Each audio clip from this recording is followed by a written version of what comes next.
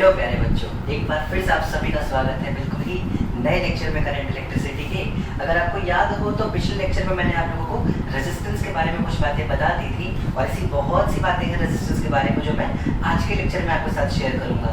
पर उससे पहले क्यों ना एक जीवन का छोटा सा ज्ञान ले लिया जाए। सर कैसे ज्ञान की बात कर रहे हो आप? बहुत ही नॉर्मल से ज्ञान की बात कर रहा हूँ। जैसे क्या होता है कि तुम डेली लाइफ की अपनी बात करो, रोज की एक दिनचर्या होता है हमारे पूरे दिन का, उसकी मैं बात करता हूँ। उसमें कई बार ऐसा होता होगा कि आप घर में हो, काफ़ी टाइम से घर के अंदर बंद हो, आप बाहर नहीं जा पा रहे हो और जो मम्मी ने खाना बनाया वो आपके पसंद का नहीं है, आपने उन पर चिल्ला दिया। या फिर पिताजी से आपने कुछ डिमांड की कि पापा आप जब लॉकडाउन में बाहर निकल ही रहे हो तो मेरे लिए चॉकलेट लिया ना, और पिताजी लौट गए और चॉकलेट नहीं है तो आपने उन पर चिल्ला दिया। या वो कहाँ से लाएंगे, हो सकता है दुकान में ना मिली हो। छोटी छोटी चीज़ें डेली लाइफ में बता रहा हूँ, ये एग्जाम्पल्स हैं। हो सकता है ये दोनों नहीं बल्कि कोई और एग्जाम्पल आपकी डेली लाइफ में ऐसा होता हो जब आप अपने दोस्त पे, अपने पेरेंट्स पे, अपने भाई बहन पे चिल्ला देते हो, शाउट कर देते हो। मतलब क्या ज़रूरी है उस सिचुएशन में शाउट करना? सिचुएशन इतनी टफ थी ही नहीं कि आप शाउट करो, आप उसे कंट्रोल कर सकते थे, लेकिन आपने नहीं किया। अब क्या कहना चाहते हो सर?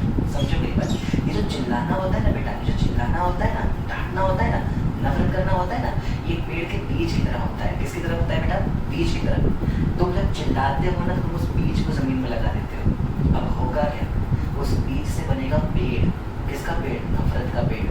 पेड़ में आएंगे फल, फल से आएंगे बीज, बीज से आएगा नया पेड़, नए पेड़ में फिर फल, फिर से बीज। और सोचो तुम्हारा एक चिल्लाना कहीं ना कहीं कितना ज़्यादा फैल सकता है, कितनी ज़्यादा डिस्ट्रक्शन की तरफ तुम्हें ले जा सकता है, कितना तुम्हें अंदर से हार्म कर सकता है, और उसके बाद ये सोचो कि कितना दूसरों को हार्म कर सकता होगा।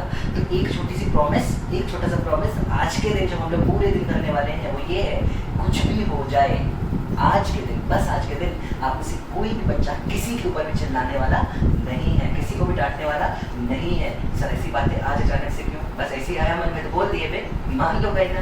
फिलहाल चैप्टर में वापस लौट के आते हैं।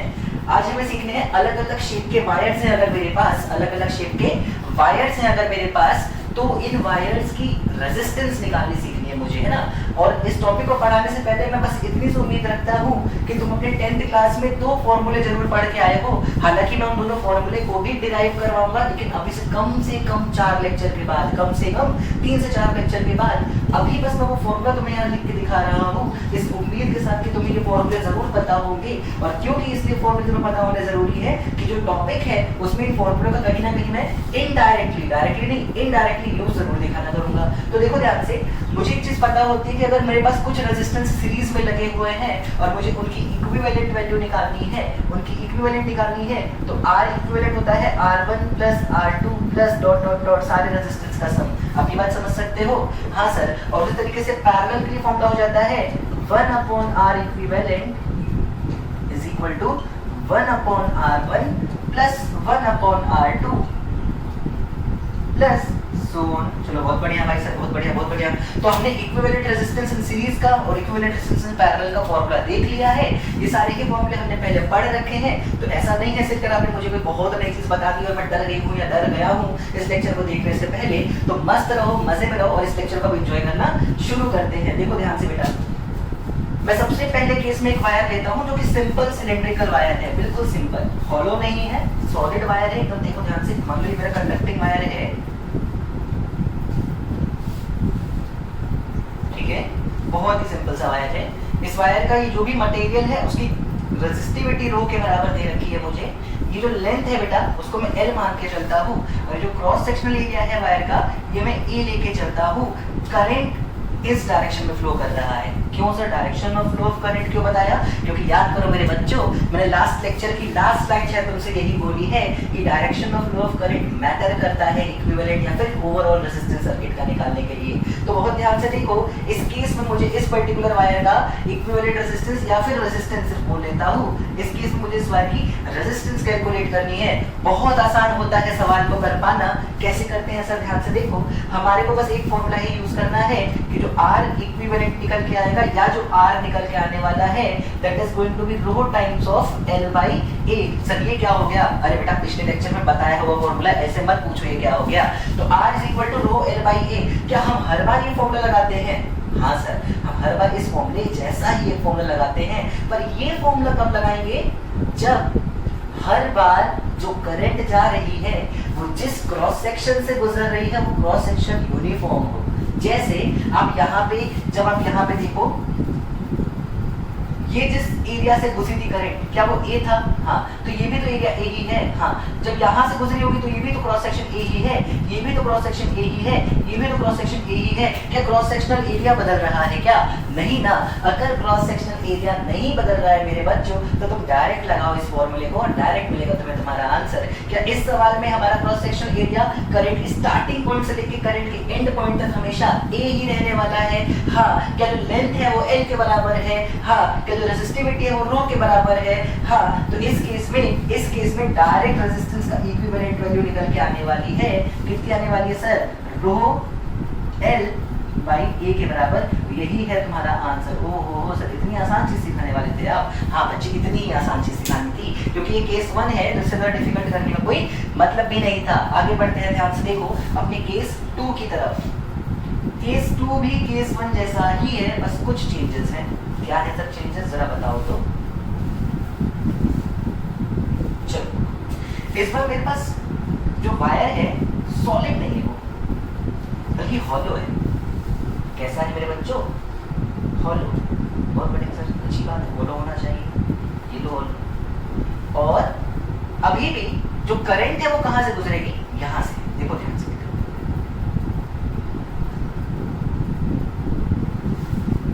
यहां से निकलेगी। ये सर निकलेगी, कोई बुराई नहीं है इसमें। और बीच में जो हॉलो वाला पार्ट है उससे करंट का कोई लेना देना नहीं है मेरे बच्चों। तो अगर मैं पूछूं कि वो कितना है क्रॉस सेक्शनल एरिया, कितना है क्रॉस सेक्शनल एरिया जिसमें से करंट गुजर रही है। चलो तुम्हें और कुछ चीजें भी बता दूं सवाल में जो मेरे को मेंशन की गई है कि अंदर वाला रेडियस स्मॉल ए के बराबर है और बाहर वाला रेडियस स्मॉल बी के बराबर है। अब मुझे बताना है कि कितनी होगी मेरी इस पर्टिकुलर वायर की रेजिस्टेंस अगर करंट इस डायरेक्शन से निकल के इस डायरेक्शन से बाहर आ रहा है। चलो अब ध्यान से समझते हैं बेटा, बिल्कुल ध्यान से देखो। फिर से वही बात है, करंट की स्टार्टिंग से लेकर एंड तक की पूरी जर्नी में वो क्रॉस सेक्शनल एरिया जिससे कि करंट गुजर रहा था वो बदल नहीं रहा है। कितना है आखिर वो क्रॉस सेक्शनल एरिया, ये लेकिन इंपॉर्टेंट है। तो वो क्रॉस सेक्शनल एरिया जिससे कि इस बार मेरा करंट गुजरने वाला है, क्या वो पाई बी स्क्वायर है? नहीं बच्चों, पाई बी स्क्वायर तो टोटल एरिया है, उसमें से जब तुम ये अंदर वाला माइनस करोगे तो वो क्रॉस सेक्शनल एरिया मिलेगा बच्चों। तो वो क्रॉस सेक्शनल एरिया मिलेगा जिसमें से हमारी करंट पास कर रही है।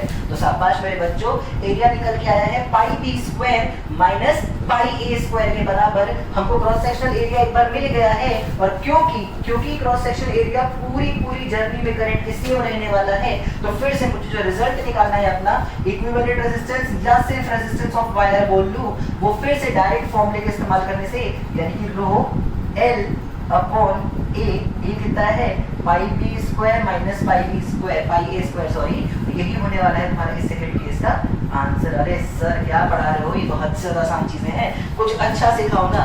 लो भाई, तुम्हारी मर्जी तुम्हारी डिमांड, अच्छा कर लेते हैं केस। इसको नोट कर लेना मेरे बच्चों ध्यान से। जो थर्ड केस है क्या है वो सर? देखो ये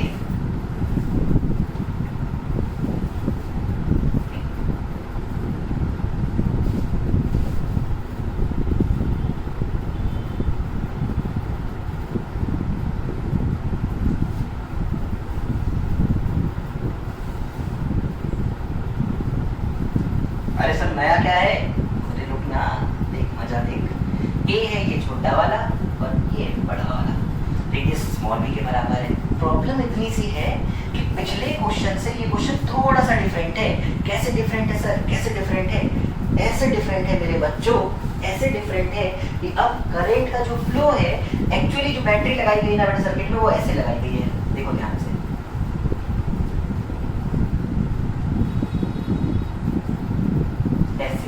सर क्या मतलब हुआ इसका?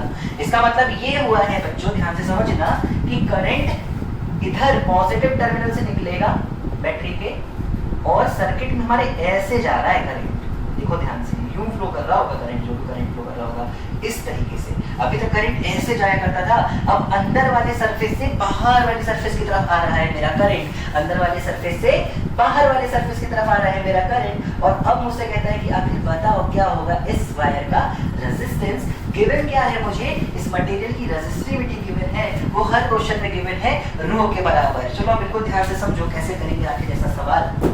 मेरी बात बताओ, जिस क्रॉस सेक्शन से सबसे पहले मेरा करंट एंटर करने वाला था सर्किट में, क्या वो cross sectional area pi A square है? हाँ सर, शाबाश बच्चों। क्या वो क्रॉस सेक्शनल एरिया, ध्यान से देखो बेटा, यही वाला क्रॉस सेक्शनल एरिया है जिससे करंट एंटर किया? हाँ सर। फाइनली सर्किट को करंट बाहर निकलता है इस वायर से, तब वो किस क्रॉस सेक्शनल एरिया पे है? सर वो पाई बी स्क्वायर है क्रॉस सेक्शनल एरिया। कितना है मेरे बच्चों? वो पाई बी स्क्वायर के बराबर, पाई बी स्क्वायर के बराबर। तो क्या लगातार पूरी जर्नी के दौरान क्रॉस सेक्शनल एरिया बदला होगा? हाँ सर, बदला होगा। और बदला होगा तो क्या अब मैं डायरेक्ट फॉर्मूला लगा के आंसर निकालूंगा? नहीं सर, इस बार आप डायरेक्ट फॉर्मूला नहीं लगा सकते। तो क्या लगा सकते हो सर? यही तो सिखाऊंगा बेटा, देखो ध्यान से, देखो बिल्कुल ध्यान से। सबसे पहले ये पता करना है कि चलो मैं क्या करूंगा, मुझे पता है मेरा पहला स्टेप सबको पता चल चुका होगा, हिंट भी तुम्हें मिल चुकी होगी, तुमने पहले से सवाल किए हैं। मैं सेंटर से x डिस्टेंस पे जाके dx थिकनेस का एक छोटा सा क्रॉस सेक्शन एरिया काटूंगा और उसकी छोटी सी रेजिस्टेंस निकालूंगा। बात इतनी सी है कि अगर मैंने उस dx को वेरिएबल बना दिया, मतलब ऊपर या नीचे शिफ्ट किया, x को कम या ज्यादा किया, तो ऐसी बहुत सी रेजिस्टेंस मिलेगी और इनका सम, अगर वो सीरीज में है तो इनका सम ही मेरा फाइनल रेजिस्टेंस हो जाएगा, और अगर वो पैरेलल में है तो इनके रेसिप्रोकल का सम ही मेरा रेसिप्रोकल हो जाएगा मेरी इक्विवेलेंट रेजिस्टेंस का। कैसे पता चलता है कि हमारे सारे रेजिस्टर सीरीज में है कि सीरीज में नहीं है? तो ध्यान से सुनना मेरी ये लाइन, बहुत ध्यान से। जो करंट तुम्हारे सर्किट के पहले रेजिस्टर से गुजरी है, अगर वो ही करंट बाकी सारे रेजिस्टर से भी गुजर रही है, सुन लो ध्यान से बेटा, जो करंट तुम्हारे सर्किट के पहले रेजिस्टर से गुजरती है, अगर वही करंट तुम्हारे सर्किट के बाकी सब रेजिस्टर से गुजर रही है, तो सारे ही रेजिस्टर इस केस में सीरीज में कंसीडर किए जाएंगे। कैसे कंसीडर किए जाएंगे बच्चों? कैसे कंसीडर किए जाएंगे सर? सीरीज में किए जाएंगे। सर उतनी ही करंट की वो ही करंट? बेटा दो वर्ड्स हैं, मैंने ये नहीं बोला है कि उतनी ही करंट दूसरे से। देखो मैंने कहा कि दो वायर में दोनों में 2 एम्पियर करंट है, दोनों अलग अलग है, तो थोड़ी सी सीरीज में हुए मेरे भाई। वो ही करंट दोनों ही रेजिस्टर से गुजरे, दो रेजिस्टर सीरीज में होंगे। चलो बिल्कुल ध्यान से समझो और सब क्लियर करो थोड़ा। हाँ बेटा, इस क्वेश्चन को करके मैं क्लियर करता हूँ, देखो ध्यान से। कैसे? तुम सेंटर से मेरे कहने पे x डिस्टेंस ऊपर आओ, चलो सेंटर से। सर आपने बोला हम आगे लो, और यहाँ आके तुम एक dx थिकनेस का एक और सिलेंड्रिकल वायर यहाँ पे कट करो। मैं पूरा बना के नहीं दिखा रहा हूँ, फील करना, मैंने पूरा dx थिकनेस का एक सिलेंड्रिकल वायर यहाँ से कट किया है ना? तो उस dx थिकनेस के सिलेंड्रिकल वायर को आप बस देखो, बाकी पूरे फिगर को करो इग्नोर, सिर्फ इस dx फिगर को देखो। कुछ ऐसा केस है, ध्यान से देखो, ये रहा वो dx लेंथ, मैं तुम्हें साइड्स दिखा रहा हूँ बस। अब जो इतने से वायर में करंट को जिस पर्टिकुलर लेंथ से गुजरना है, वो लेंथ है इस बार dx, है ना बच्चों? ये जो लेंथ है, जितनी लेंथ से मेरी करंट को गुजर जाना है, वो लेंथ कितनी है बेटा? dx। और कितना होगा आखिर वो क्रॉस सेक्शनल एरिया? फील करना बेटा ध्यान से, ये पूरा ऐसे नीचे से ऊपर तक है, ऐसे ये है पूरा एक ऐसा होता है पूरा। ध्यान से देखो ये कितना है आखिर वो क्रॉस सेक्शनल एरिया जिससे मेरी करंट गुजरी, वो है 2 पाई XL के बराबर बेटा, curve surface area of a cylinder के बराबर। तो इस पर्टिकुलर केस में जो मैं छोटा सा एलिमेंट काट के तुम्हें दिखा रहा हूँ, इसकी छोटी सी रेजिस्टेंस के लिए जो लेंथ लेनी है मुझे, वो है dx। वो लेंथ कितनी है बच्चों? dx। और जो क्रॉस सेक्शन एरिया लेना है वो है 2 पाई XL। जो क्रॉस सेक्शन एरिया लेना है बेटा वो कितना है? 2 पाई XL। तो आखिर इस छोटे से एलिमेंट की छोटी सी रेजिस्टेंस कितनी निकल के आएगी मेरे बच्चों, मेरे लाल मेरे मुन्ना? वो निकल के आएगी sir dr is equal to rho dr is equal to rho, length की जगह क्या लिखूंगा बेटा मैं? dx, और एरिया की जगह क्या लिखूंगा बेटा? 2 पाई XL। शाबाश मेरे सर, बहुत बढ़िया, आपने बहुत सही बता दिया। अब क्या करोगे? अब यहाँ पर रुकोगे, सांस लोगे, ले लो, ले ली। अब मेरी बात ध्यान से सुनो, सांस लेने के बाद अगला काम है, सोचो अगर dx थोड़ा सा, x को मैं थोड़ा सा नीचे लाऊं तो एलिमेंट कहाँ आ जाता? यहाँ आ जाता, कुछ ऐसा बच्चों ध्यान से देखो, क्या एलिमेंट यहाँ आ जाता? हाँ। जो करंट इस एलिमेंट से गुजरी है, क्या वो ही करंट इससे गुजरने वाली है? बिल्कुल सर, करंट का क्रॉस सेक्शन एरिया से कोई लेना देना नहीं होता बेटा, याद करो हमने सीखा था क्रॉस सेक्शन एरिया वेरिएबल था तभी करंट सेम हुआ करती थी। क्या वो ही करंट है कि कोई नई करंट है? सर वो ही करंट है। तो जो करंट पहले क्रॉस सेक्शन से गुजरी वही इसके बाद वाले से, इसके बाद वाले से, इन सब से निकल रही है ना। तो ये सारे ही रेजिस्टर जो छोटे छोटे डीआर डीआर डीआर डीआर मिलने वाले हैं, डीआर डीआर मिलने वाले हैं, वो कैसे होने वाले हैं? सीरीज में होने वाले हैं। कैसे होने वाले हैं मेरे बच्चों? सीरीज में होने वाले हैं। तो जब सीरीज में होने वाले हैं तो इनका इक्विवेलेंट कैसे निकालते हैं? सम करके सारे डीआर का। क्या हम एक एक डीआर का सम करेंगे सर यहाँ पे? नहीं बच्चों, तुमको सिखाया है एक और तरीका। जब तुम्हें बहुत सारी चीजों को ऐड करना हो तो ऐड करने से अच्छा है इंटीग्रेशन का इस्तेमाल करो। किसका इस्तेमाल करो? इंटीग्रेशन का। क्यों? क्योंकि इंटीग्रेशन की अलजेब्रिक मीनिंग क्या कहती है बच्चों? समेशन। क्या कहती है? समेशन। तो ध्यान से देखो, मुझे ये पता करना था कि डीआर कितना है, स्टेप्स फॉलो करना है, क्योंकि मैं अगला क्वेश्चन तुमको होमवर्क देने वाला हूं, मैं पहले ही बता दूं, तुम कमेंट सेक्शन में उसका आंसर बताओगे और प्रूव करोगे कि हाँ तुम्हें चीजें समझ में आ रही है कि नहीं। सबसे पहले काम होता है डीआर फाइंड कर लेना और फिर ये चेक करना है कि आखिर सारे रेजिस्टर सीरीज में है कि पैरेलल में। सीरीज में है तो डायरेक्ट इंटीग्रेट, पैरेलल में है तो पहले रेसिप्रोकल निकाल के फिर इंटीग्रेट। तो देखो ध्यान से, बिल्कुल ध्यान से देखो, क्योंकि इस बार सारे सीरीज में है। अब मैं क्या करूंगा, मुझे निकालना है टोटल रेजिस्टेंस हमारे इस वायर की। तो डीआर में इंटीग्रेशन मिल जाएगा बच्चों आर। डीआर में इंटीग्रेशन कितना आएगा बच्चों? आर। और आर कितना निकल के आने वाला है? आर कितना निकल के आने वाला है बच्चों? आर निकल के आएगा इंटीग्रेशन ऑफ डीआर। लिमिट क्या है सर? स्मॉल ए से लेके स्मॉल बी तक। देखो ना भाई, स्टार्टिंग में x कितना था? x की मिनिमम वैल्यू क्या हो सकती है बेटा? a, और मैक्सिमम क्या हो सकती है? b। तो स्मॉल a से लेके स्मॉल b तक। देखो मैं इसको कैसे लिखूंगा? इसको लिखूंगा integration of rho dx upon 2 pi xl limit a से b तक। बहुत बढ़िया सर, शाबाश, बहुत आसान तरीका है। यहाँ से r निकल के आने वाला है रो अपॉन 2 पाई l, ये तो कांस्टेंट है, dx अपॉन x का इंटीग्रेशन बेटा नेचुरल लॉग ऑफ x निकल के आएगा। सर आपने बहुत जल्दी लिख दिया, सॉरी बच्चों, मैं धीरे नहीं लिख सकता। बहुत बार, कई बार मैंने इसे सवाल तुम्हें करा रखे हैं। लिमिट आएगी a से लेके b तक और लिमिट जैसे ही मैं सही पुट करता हूँ मेरा आंसर आएगा rho upon 2 pi l natural log b by a। ये है मेरा आंसर। ये है मेरी इक्विवेलेंट रेजिस्टेंस इस पर्टिकुलर वायर के लिए। तो बहुत बढ़िया बच्चों, सर बहुत ही बढ़िया, आपको भी थैंक यू। एक बार आपने बहुत सही तरीके से सिखा दिया है और तुमने भी बहुत तरीके से सीख लिया, इसके लिए भी तुमको थैंक यू। अगला केस समझते हैं, केस 4, जो कि तुम्हें करना है। समझ लेना, तुम्हें करना है। मैं बस तुम्हें बता सकता हूँ आखिर इसमें क्या होने वाला है। एकदम ध्यान से अगर तुम नोटिस करो तो क्वेश्चन ऑलमोस्ट ऐसा ही दूंगा, पर ये नहीं दूंगा। क्या दोगे सर फिर आप? तो देखो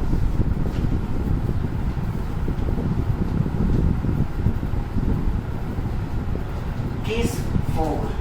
जी हाँ बच्चों, हम आ चुके हैं केस 4 की तरफ। इस बार जो वायर है सर स्फेरिकल है, सर्कुलर नहीं है, स्फेरिकल है। अंदर का रेडियस स्मॉल a, बाहर का रेडियस स्मॉल b। और बैटरी कहाँ से कहाँ के बीच लगाई गई है? तो बैटरी लगाई गई यहाँ से इसके बीच। देखना ध्यान से, मतलब अंदर वाले सरफेस से बाहर वाले सरफेस के बीच में लगाई गई है आखिर बैटरी, है ना।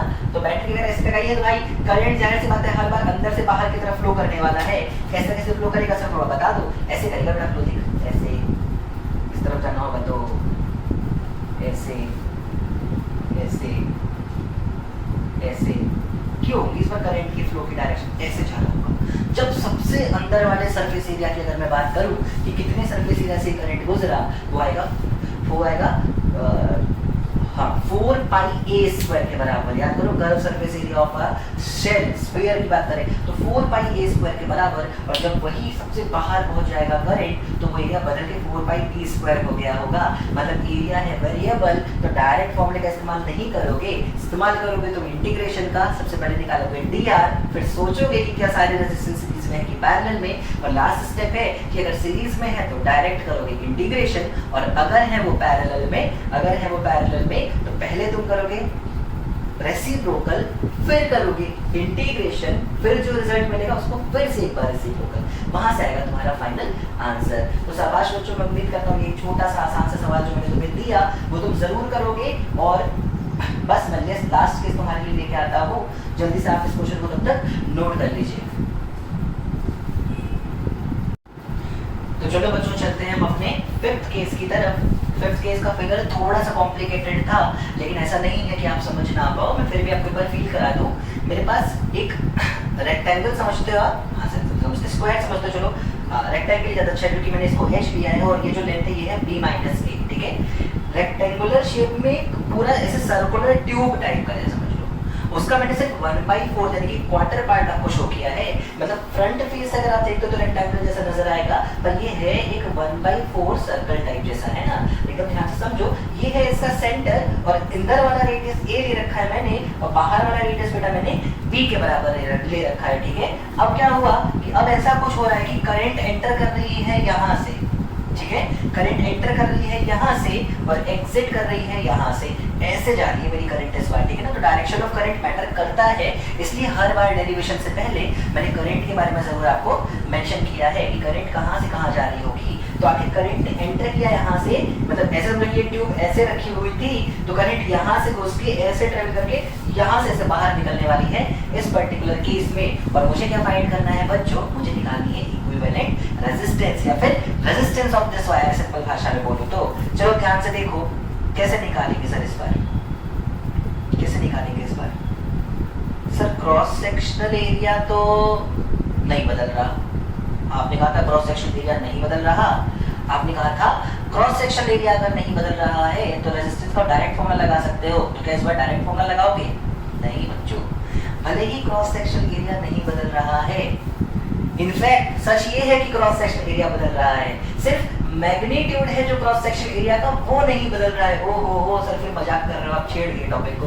अरे नहीं ना मेरे भाई, स्टार्टिंग वाला पार्ट देख, स्टार्टिंग वाला पार्ट देख, क्या ये वाला रेक्टेंगल है स्टार्टिंग वाला एरिया, इसका एरिया वेक्टर कहाँ आता सर? बाहर आता, इधर आता ना। अरे भाई इधर आता ना, हाँ। और देख ये जो घूम के यहाँ पहुंचा, अब क्रॉस सेक्शनल एरिया वेक्टर कहाँ आएगा? इधर आएगा। भाई मैग्नीट्यूड नहीं बदला है, हर बार एरिया वेक्टर अपनी डायरेक्शन चेंज किया है पूरे के पूरे क्वेश्चन में, मतलब क्रॉस सेक्शनल एरिया वेरिएबल है मेरे बच्चों, मेरे लाल मेरे मुन्ना।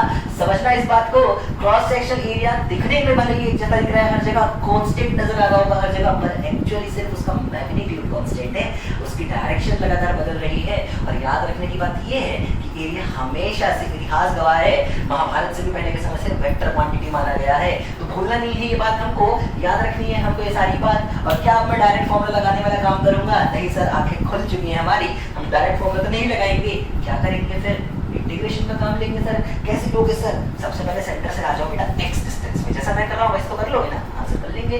लो एक्स डिस्टेंस में आगे dx थिकनेस का एक पतला सा वायर काट लो। कितना मोटा भाई है वायर? dx। ये पूरी ऐसी लेंथ काटनी तो ऐसे महसूस कर लेना भाई, ऐसे पूरा काटा तो नहीं, यहाँ से यहाँ तक ये चल बढ़िया, शाबाश सर बहुत बढ़िया। x डिस्टेंस पे आगे dx थिकनेस का एक छोटा सा एरिया काट लिया है, एक छोटा सा एरिया वेक्टर काटा है। और अब इस पर्टिकुलर केस का मैं पहले रेजिस्टेंस निकालूंगा। कैसे निकालोगे सर? फॉर्मूला इस्तेमाल करूंगा, छोटा सा resistance R is equal to rho, वो लेंथ जिससे भी करंट फ्लो कर रही है। क्या एक सर्कल का 1/4 भाई 2 पाई x का 1/4, हाँ तो कितना होगा सर? पाई x/2। अरे 2 पाई x का 1/4 बराबर पाई x/2 है ना, तो रो l बाई a। एरिया कितना है भाई? एरिया इतना है सर। एरिया कितना है? ये है h dx के बराबर बाई h dx। शाबाश। ओहो, dx आ रहा है नीचे, x आ रहा है ऊपर, ये कैसा इंटीग्रेशन हुआ सर? कॉम्प्लिकेटेड लग रहा है? हाँ सर बिल्कुल लग रहा है। कुछ तो बताओ। लो समझो ध्यान से, समझो ध्यान से। सोच अगर तूने dx थोड़ा छोटा कर दिया और तेरा नया एलिमेंट यहाँ आया, इसमें से भी करंट जाएगी ना ऐसे यहाँ तक। ये करंट और ये करंट दो अलग अलग करंट है भाई, ये एक ही करंट नहीं है, ये एक ही करंट नहीं है। यहाँ से जो करंट गई वो अलग है यार, उसका इनसे कोई लेना देना नहीं है। मतलब क्या कहना चाहते हो सर? हर बार अलग अलग जगह जाने पे अलग अलग करंट है, और जब अलग अलग करंट आ रही होंगी तो जो कॉम्बिनेशन है रेजिस्टर्स का बच्चों, वो पैरेलल कॉम्बिनेशन जैसा ट्रीट किया जाएगा। कैसा ट्रीट किया जाएगा बच्चों?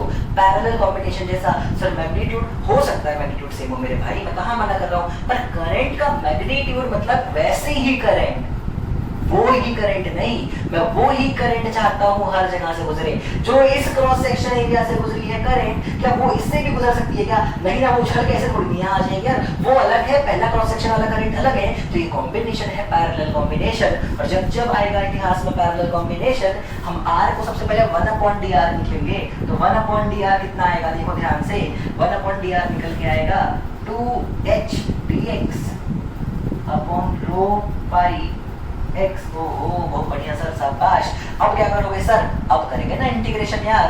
अब इंटीग्रेशन करेंगे तो 1/r इक्विवेलेंट निकल के आएगा, 1/r इक्विवेलेंट निकल के आएगा 2h अपॉन रो पाई इंटीग्रेशन किसका, dx upon x। Limit sir a से लेके x को b तक वैरी करना है, a से लेके b तक वैरी करना है। क्या निकला आखिर रिजल्ट सर, क्या निकला आखिर रिजल्ट, ये निकलेगा 2h upon rho pi natural log b by a। क्या ये आंसर है? एक ऑप्शन तो होगा ही, एक ऑप्शन तो होगा ही, और ये आंसर नहीं है भाई, ये है 1/r इक्विवेलेंट, ये है 1/r इक्विवेलेंट। तो r इक्विवेलेंट क्या है, इसका reciprocal rho pi upon 2h natural log b by a, ये है इसकी r इक्विवेलेंट। और ये थे कुछ 5 केसेस जिससे हम लोगों ने इक्विवेलेंट रेजिस्टेंस निकालना बहुत ही तरीके से सीख लिया है। किसी पर्टिकुलर शेप ऑफ वायर के लिए एक आध क्वेश्चन और करा सर, थोड़ा सा और फील आ जाएगा, ले भाई तेरी मर्जी, करते रहेंगे टाइम पास, पढ़ाते रहेंगे सवाल, कोई दिक्कत नहीं है। 6th केस में चलते हैं सर, उस वाला केस पे चलते हैं जो फिगर आपने पहले लेक्चर से लेके अभी तक तीसरे लेक्चर तक हर बार बनाया था। ले तेरी मर्जी भाई, तू खुश रहे और क्या चाहिए भाई, है ना। देखो याद आया भाई, हाँ सर याद आ गया, ये तो आपने 3-4 बार बना लिया इस चैप्टर में। चल इधर से करंट अंदर गई, इधर से करंट बाहर निकली, ये वाला रेडियस b, ये वाला रेडियस a,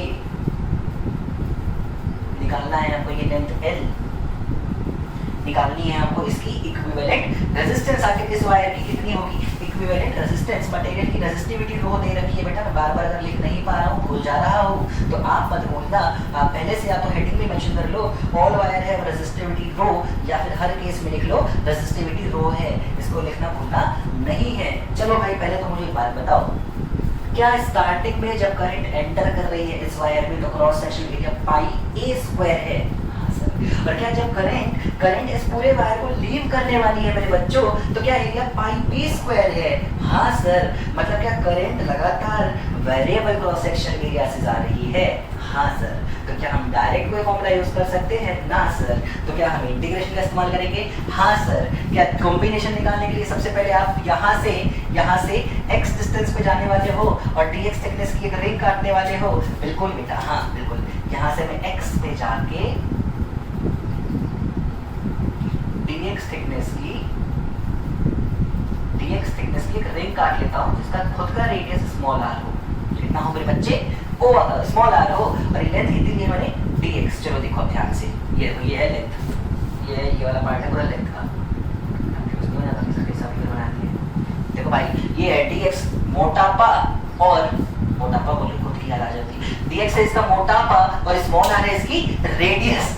स्मॉल r क्या है बच्चों? इसकी रेडियस। मुझे क्या निकालना है आखिर? मुझे निकालना है इस छोटे से dx थिकनेस वाले इस रिंग का रेजिस्टेंस निकालना है, dr। कितना आएगा?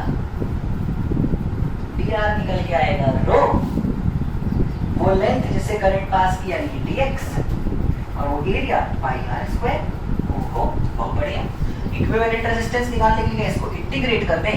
हाँ कर दो ना बेटा, लेकिन सुनो, इंटीग्रेट करने के लिए जो ऑपरेटर है तुम्हारे पास वो x का फंक्शन है, मतलब ये सिर्फ x के फंक्शन में इंटीग्रेट करता। और कहाँ है इसमें x? नहीं है। और कुछ वेरिएबल है क्या? अरे r वेरिएबल है भाई, r वेरिएबल है। देख x को 0 कर r a हो जाएगा, x को l रख दे r b बन जाएगा। r वेरिएबल है भाई, r वेरिएबल है, ऑपरेटर है x का, क्या काम होगा? नहीं। या तो आप ऑपरेटर r का ले आओ, या तो r को हटा के उसकी जगह कुछ x जैसा काम करो। चलो इस पे काम कर लेते हैं, थोड़ी बहुत चर्चा करेंगे इस पे। कैसे करेंगे चर्चा? यहां से लाएंगे स्ट्रेट लाइन, अब देखो ये कितना है जरा बताओ, ये पूरा था बेटा b, ये है a, ये है b माइनस a, शाबाश। ये पूरा था बेटा r, ये था a, तो ये है r माइनस a, शाबाश। ये लेंथ है बेटा x, ये लेंथ है l। जरा दो ट्रायंगल देखो ध्यान से, एक ये और एक ये। इस ट्रायंगल में b minus a upon l, क्या लिखा बेटा मैंने, b minus a upon l is equal to r minus a upon x। ओहो बहुत बढ़िया भाई, क्या लिखते हैं जरा। इसके बाद r को निकाल लो जरा, r कितना आएगा, x निकाल लेते हैं ना, x निकाल ले, x निकाल लो। x निकल के आएगा r minus a upon b minus a l। बहुत सही सर, कोई बुराई नहीं है। इसको और कैसे लिख सकते हैं सर, थोड़ा तरीके से लिख के दिखाओ।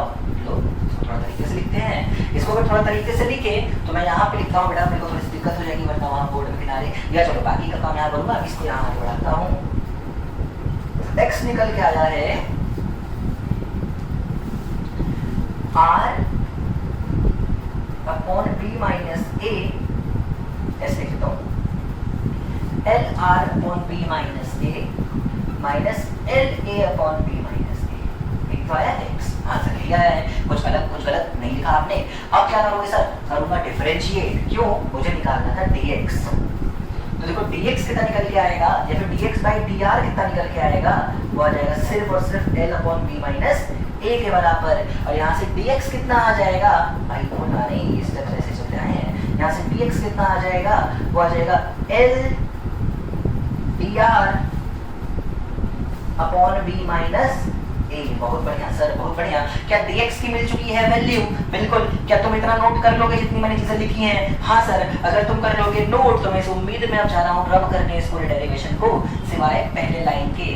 पहली लाइन को वैसा ही छोड़ के बाकी रब कर रहा हूँ बेटा, प्लीज इनको अच्छे से आप नोट कर लेना। चलो देखते हैं क्या होगा। देखो देखो देखो,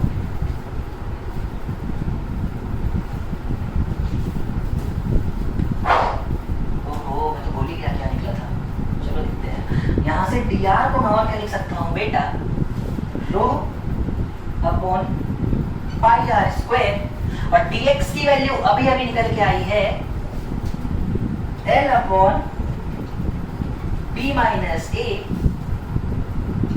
dr। ये सही है, हाँ। अब क्या काम है अगला, सर सोचना है कि क्या अगर मैंने इस x को कहीं और लिया होता तो ये सारे ही रेजिस्टर सीरीज में नजर आते कि पैरेलल में। देखना भाई, जो करंट यहाँ से घुसी वही तो यहाँ से निकलेगी।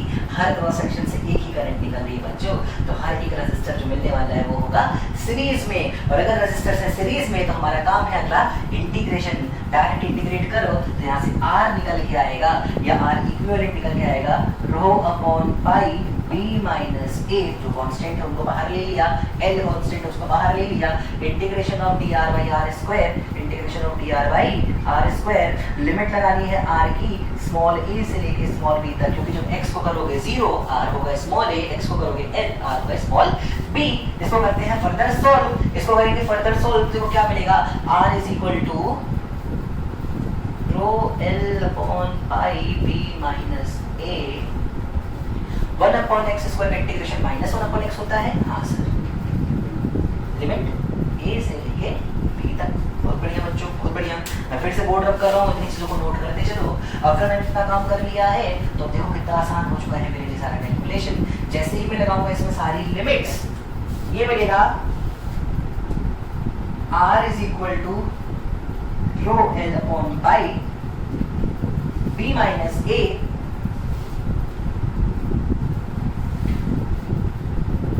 1 upon a minus 1 upon b। अरे वाह यार, सब ये क्या मिल गया, गजब की चीज मिल गई है। तो क्या करने वाले हो सर, कुछ नहीं, देख खेल है, कट वट जाएगा कुछ। अगर मैं यहाँ ले लूँ एलसीएम तो ये लिखा हुआ है बेटा b minus a upon a b। कोई बुराई है नहीं सर।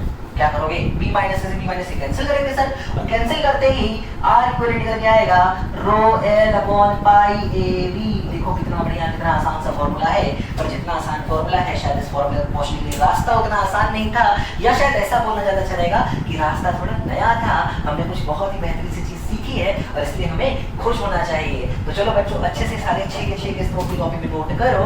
मैं आता हूँ अपने नेक्स्ट टॉपिक के साथ जिसका नाम है टेम्परेचर डिपेंडेंस ऑफ रेजिस्टिविटी। आखिर रेजिस्टिविटी का टेम्परेचर पर कैसा डिपेंडेंस होता है, आखिर रेजिस्टिविटी का टेम्परेचर पर कैसा डिपेंडेंस होता है, इस टॉपिक को लेकर मैं आता हूँ। तब तक आप इतनी चीजों को बहुत ही अच्छे से नोट कर लो बच्चों। तो चलो बच्चों ले चलते हैं अपने लेक्चर को थोड़ा और आगे।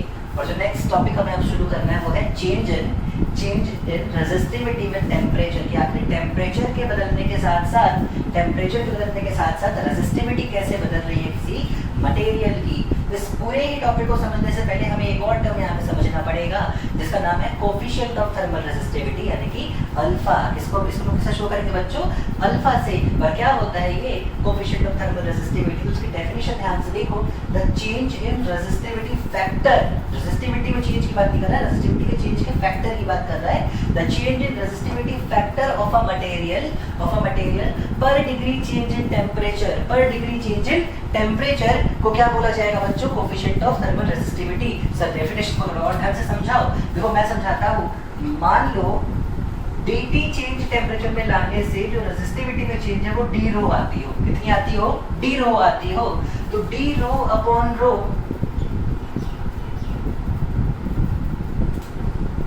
d रो अपॉन रो, ये है चेंज इन रेजिस्टिविटी फैक्टर। तो change in resistivity upon initial resistivity, और यहाँ पे क्या आ जाएगा बेटा, dt per unit change in temperature, है ना। तो dt, तो अल्फा को कैसे डिफाइन किया गया है, d रो अपॉन रो dt से। ठीक है, ये इसकी डेफिनेशन। अब ध्यान से देखो, the change in resistivity factor of a material पर डिग्री चेंज इन टेम्परेचर, पर डिग्री चेंज इन टेम्परेचर, उसके लिए हमने क्या डिफाइन कर लिया, alpha. Generally this is constant for a given material. किसी गिवन मटेरियल के लिए अगर वो कॉपर का है या वो किसी एलॉय से बना हुआ वायर है, तो या फिर कोई सेमीकंडक्टर वायर है या फिर सेमीकंडक्टर मटेरियल है, इन सब मटेरियल्स के लिए ये अल्फा पहले से डिफाइंड होता है। इतना होगा कॉपर का, इतना होगा इसका, इतना होगा आयरन के लिए, वैसे चीजें डिफाइंड होती है। लेकिन जनरली सर क्यों लिखा, क्योंकि जेडब्ल्यू वाले बच्चों तुम्हारे लिए यहाँ पे खुशखबरी है। तुमको कह देगा एक हाइपोथेटिकल सिचुएशन समझो जिसमें अल्फा भी टेम्परेचर के साथ बदल रहा है, और अब इसके सवाल को सॉल्व करो। नीट वाले बच्चों जाहिर सी बात है, अब मुझे नहीं लगता कि ऐसा कोई खास डिफरेंस है नीट के लेवल में, तो जरूर तुमको एक कॉन्सेप्ट आए, वो ज्यादा अच्छा रहेगा तुम्हारे लिए। फिलहाल ध्यान से देखो, generally this is constant for a given material. Sir ये पॉजिटिव होता है कि नेगेटिव, बेटा दोनों हो सकता है, पॉजिटिव भी हो सकता है और नेगेटिव भी हो सकता है। इसके पॉजिटिव होने का ये मतलब निकल के आता है, इसके पॉजिटिव होने का ये मतलब निकल के आएगा कि जैसे जैसे टेम्परेचर बढ़ रहा होगा, जैसे जैसे टेम्परेचर बच्चों बढ़ रहा होगा, सोचो ये है पॉजिटिव, टेम्परेचर बढ़ रहा है तो तुम्हारी जो रेजिस्टिविटी है फाइनल वो इनिशियल से ज्यादा हो जाती होगी। क्योंकि देखो ये पॉजिटिव है, ये पॉजिटिव है, तो इसे भी होना पड़ेगा पॉजिटिव, और ये होगा पॉजिटिव तब जब फाइनल होगा इनिशियल से ज्यादा। और अगर अल्फा निकला नेगेटिव किसी मटेरियल के लिए, तो पक्का फाइनल रेजिस्टिविटी इनिशियल से क्या होने वाली है मेरे बच्चे, कम होने वाली है। तो बहुत बढ़िया सर, चलो आगे बढ़ते हैं काम पे। क्या मैं इसको ऐसे लिख सकता हूँ,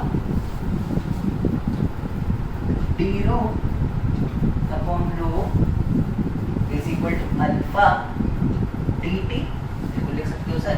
चलो एक काम करो, दोनों तरफ करो जरा इंटीग्रेट। जब तुम करोगे इंटीग्रेट तो integration of d rho upon रो निकल के आएगा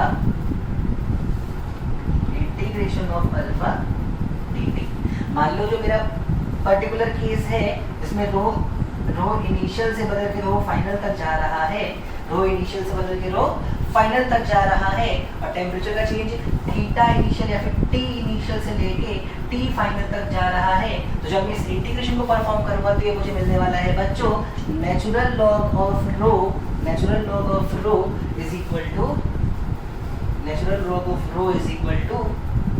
लिमिट लगा लें, पहले लगा लो, कहाँ तक, रो इनिशियल से रो फाइनल तक is equal to alpha delta T क्या है बच्चों यहाँ पे, T final minus T initial. चलो इसको फर्दर अगर मैं और सॉल्व करता हूँ, देखो ये क्या मिलने वाला है मुझे, ये मुझे मिलेगा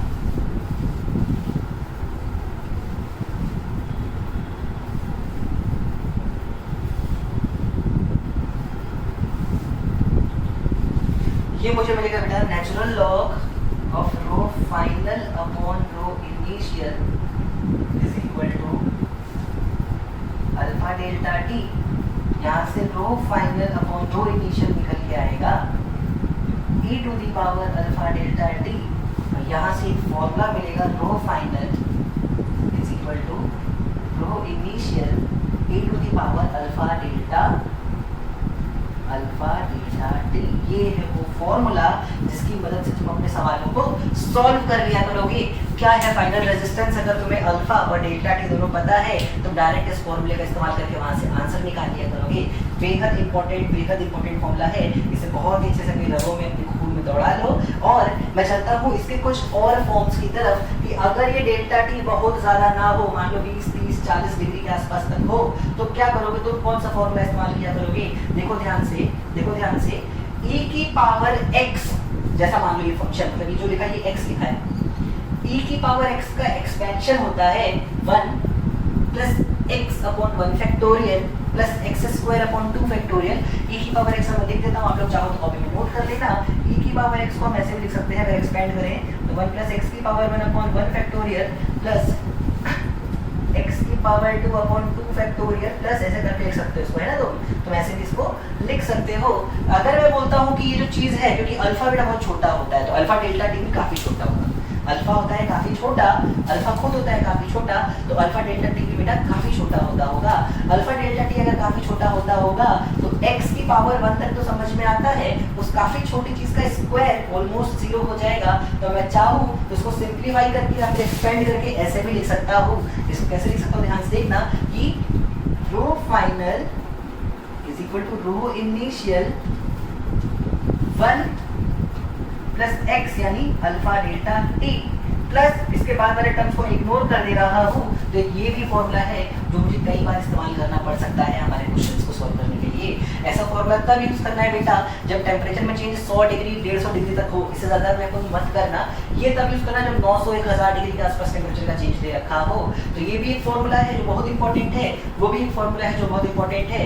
अब वो वाला पार्ट की बात कर लेता हूँ जो मैंने तुमसे कहा था कि हो सकता है जेई वाले बच्चों तुम्हारे लिए स्पेशल केस बन जाए। If alpha is a variable, तो तुम ये फॉर्मूला याद रखना, rho final is equal to rho initial 1 plus alpha delta T की जगह लिख लेना इंटीग्रेशन ऑफ अल्फा टी। जो भी तुम्हारा अल्फा दे रखा होगा, मान लो तुम alpha is equal to alpha nought T, खुद अल्फा टेम्परेचर के साथ बदल रहा है, तो alpha nought T D T हो जाएगा, alpha nought T square D T हो जाएगा। जैसा फंक्शन है अल्फा की वैल्यू रख, लिमिट लगा, सॉल्व कर, तेरा फाइनल रेसिस्टिविटी निकल के आ जाएगा सर्किट का। तो बहुत आसान है इनके सवालों को डील कर पाना, प्रोवाइडेड तुम चीज़ों को सही से समझ के चलते हो। तो ध्यान से देखो, एक फॉर्मूला, 2 फॉर्मूला, 3 फॉर्मूला, याद कौन सा रखें बेटा, तीन अलग अलग केसेस के लिए है। जब ज़्यादा है टेम्परेचर चेंज तो ये, तब इसका इस्तेमाल करोगे गलत हो जाएगा आंसर। जब छोटा है टेम्परेचर चेंज तो ये, तब इसके इस्तेमाल से लेकिन गलत नहीं होगा। पर क्यों बेवजह कॉम्प्लिकेटेड किया जाए सवाल जब आसानी से सिंपल इक्वेशन से निकल सकता है तो। और अगर वेरिएबल है अल्फा तो ये 3 फॉर्मूले हैं, तीनों बेहद इंपॉर्टेंट है। उम्मीद है तुम तीनों ही फॉर्मूले को बहुत ही तरीके से, बहुत ही ढंग से अपनी कॉपी में नोट कर लोगे। और मैं 1 या 2 क्वेश्चंस करा के आज के लेक्चर को बेटा यहाँ पे समाप्त करने की कोशिश करता हूँ। फिलहाल इतनी चीज़ों को आप बहुत ही तरीके से नोट कर लो। मैं आता हूँ न्यूमेरिकल सेक्शन के साथ। तो चलो बच्चों चलते हैं हम लोग अपने न्यूमेरिकल सेक्शन की तरफ। पर उससे पहले 3 और फॉर्मूले हैं जो अगर आप अपनी कॉपी में नोट कर लो तो आपके लिए बहुत ही अच्छा होने वाला है। देखो बच्चों, हम सब जानते हैं कि रेजिस्टेंस क्या होता है, रो एल बाई ए, मतलब जब जब बदलेगा रो तब तब बदलेगा रेजिस्टेंस। क्या टेम्परेचर बढ़ाने पे सिर्फ रो बदल रहा होगा? नहीं बच्चों, एल भी बदल रहा होगा, ए भी बदल रहा होगा। पर ध्यान से देखो, मैंने 3 फॉर्मूले जो यहाँ पे लिखे हैं वो मैंने बिल्कुल ऐसे लिखे हैं जैसे एल और ए को फर्क ही ना पड़ रहा हो, सिर्फ रो में अंतर आ रहा हो। मेरा पहला फॉर्मूला है R final is equal to R initial e to the power alpha delta T. देखो बिल्कुल वैसा ही ना जैसा अभी हमने पढ़ा था। दूसरा है R final is equal to R initial 1 plus alpha delta T. और तीसरा वही बात, अगर अल्फा वेरिएबल है तो R initial 1 plus integration of alpha delta T. Sir आपने ऐसा क्यों किया? आपने ऐसा क्यों समझा कि सिर्फ रो जो है वो बदल रहा है, एल और ए कांस्टेंट है? नहीं बेटा, एल और ए कांस्टेंट नहीं है। पर ध्यान से बात सुनो, टेम्परेचर के बदलने पर लेंथ भी बदल सकती है, एरिया भी बदल सकता है, रो तो बदलता ही है तो आर तो ओवरऑल बदलेगा ही।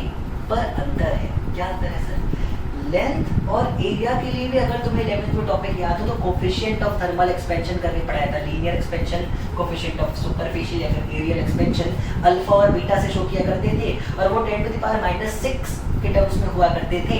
बल्कि जो कोफिशिएंट ऑफ थर्मल रेजिस्टिविटी है वो 10 टू द पावर, देखो एक न्यूमेरिकल में तुम्हें दिख भी रहा होगा, 10 टू द पावर -3 या 10 टू द पावर -4 के टर्म्स में रहती है।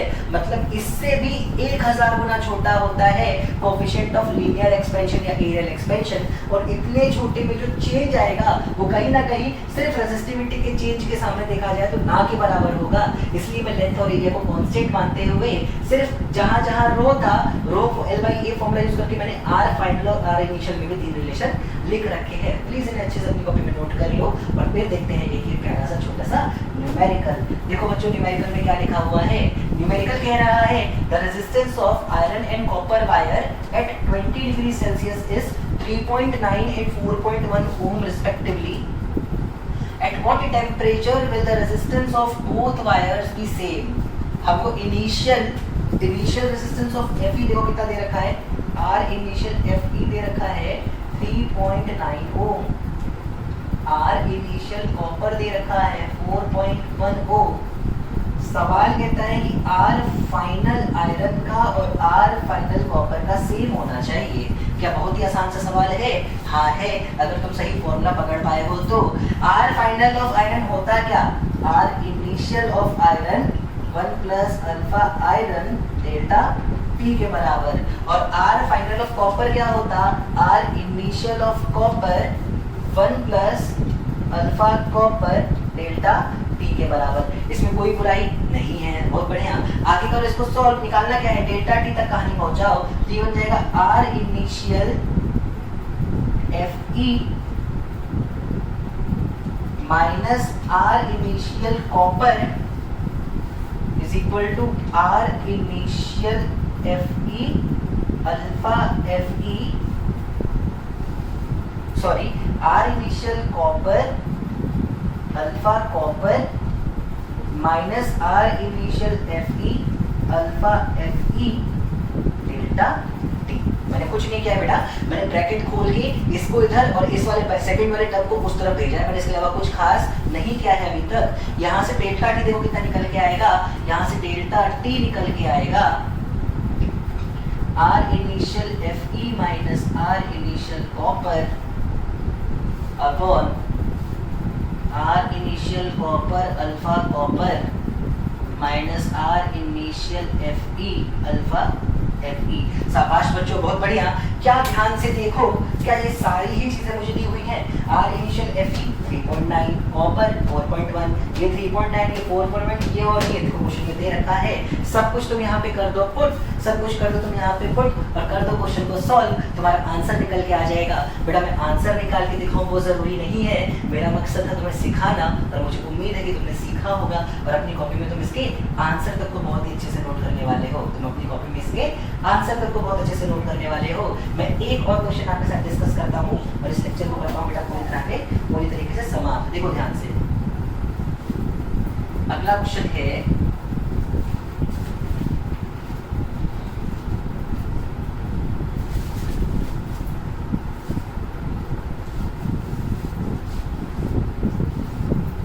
कि हमारे पास एक वायर है जो एक्चुअली दो डिफरेंट वायर को मिला के बनाया गया है। एक्चुअली दो डिफरेंट वायर को मिला के बनाया गया है, कुछ ऐसा।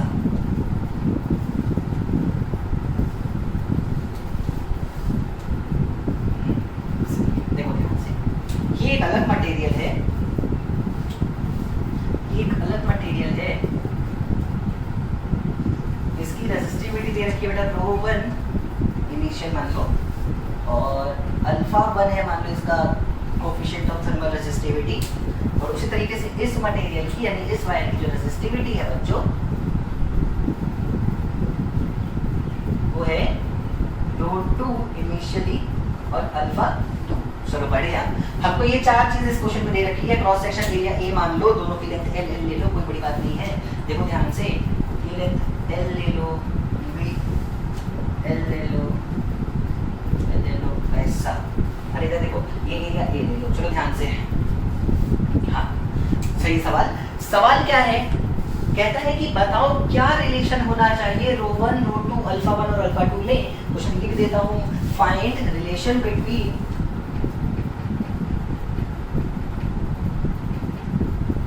रो 1 रो 2 alpha 1 and alpha 2 such that the resistance of given wire remains constant even with change in temperature। Temperature के बदलने पर भी इनकी रेजिस्टेंस में कोई चेंज ना आए। क्या होना चाहिए इस केस में? अल्फा 1 अल्फा 2 रो 1 और रो 2 में रिलेशन। चलो क्वेश्चन के अकॉर्डिंग ध्यान से सुनो।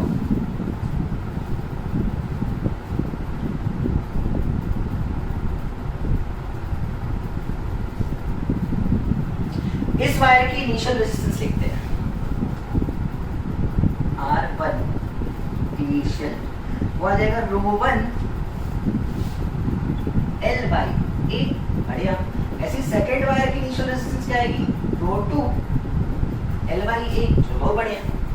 फर्स्ट वायर की फाइनल रेजिस्टेंस क्या आएगी?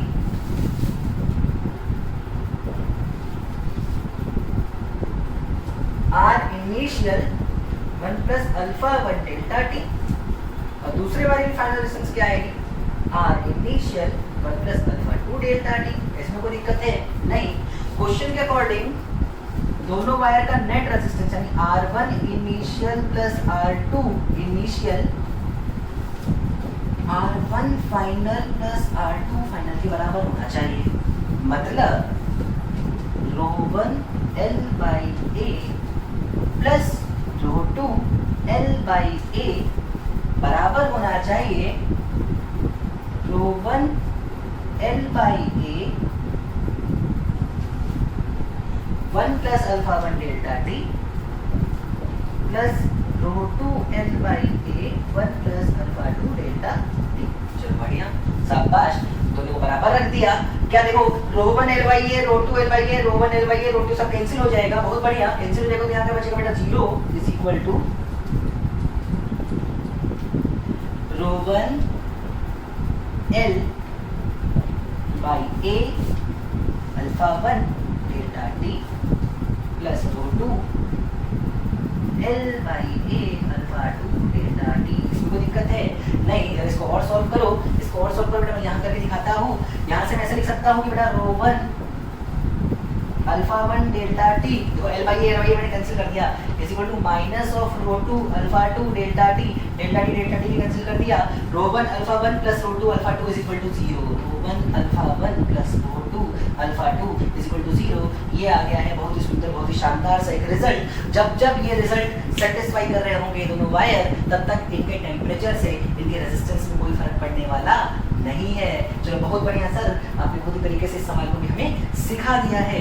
एक और लास्ट लाइन बस अपनी कॉपी में नोट कर लेना बेटा। कंडक्टर्स के लिए हमेशा ये अल्फा पॉजिटिव होता है बेटा। मतलब कंडक्टर्स की रेजिस्टिविटी यानी कि रेजिस्टेंस भी बोल सकता हूँ इनडायरेक्टली, रेजिस्टिविटी या रेजिस्टेंस, चलो ऐसे बात कर लेते हैं। कंडक्टर की रेजिस्टिविटी या रेजिस्टेंस दोनों ही टेम्परेचर के बढ़ने के साथ साथ बढ़ेंगी, बल्कि सेमीकंडक्टर में इससे उल्टा होता होगा। रेजिस्टेंस या रेजिस्टिविटी जो है टेम्परेचर के बढ़ने के साथ साथ बच्चों घटती है। क्या होती है? वहाँ पे घटती है, कंडक्टर्स में बढ़ती है। फील कराओ सर, देखो ना ध्यान से बेटा, अगर एक वायर में टेम्परेचर बढ़ाया जाए तो जो इलेक्ट्रॉन्स मूव करके ड्रिफ्ट कर रहे हैं आगे, टेम्परेचर की वजह से कुछ काइनेटिक एनर्जी गेन करेंगे और ज्यादा कोलिजन्स होगा, वो वही वाइब्रेट करते रहेंगे rather than आगे जाने के। तो कहीं ना कहीं फ्लो में रुकावट बनेगी, और फ्लो में रुकावट ही तो है अपनी रेजिस्टिविटी या रेजिस्टेंस। तो उम्मीद है ये छोटा सा लेक्चर बहुत ही पसंद आया होगा आप सबको। फिर मिलेंगे बहुत जल्दी एक नए लेक्चर के साथ, नई एनर्जी के साथ। तब तक सारी चीज़ों को अच्छे से नोट करो और खूब अच्छे से घर में रहो, मस्त रहो, खाते पीते रहो, अपना ध्यान रखो और अपने फ्यूचर का भी ध्यान रखो। बाकी एक प्रॉमिस आज तुमसे मांगा था, उसे जरूर पूरा करना आज के दिन। चलो थैंक यू।